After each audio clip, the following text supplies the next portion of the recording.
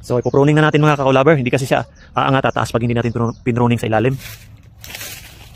Tanggalin lang natin tong mga parang mga patay siya. So yan. So mga maliliit. Para paangat na tayo sa ating kakao. Grafted lang po ito mga ka-collaborer.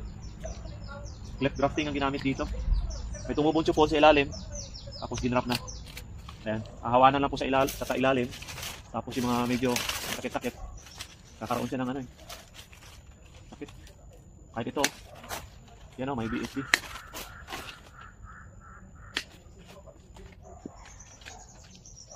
Pangatin lang natin konti.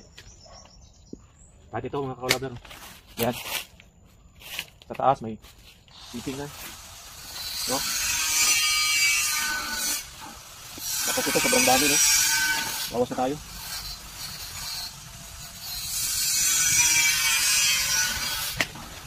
Sobrang dami.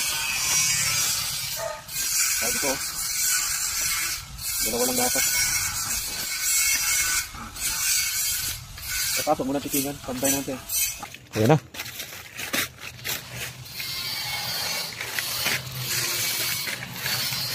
Pantay na po.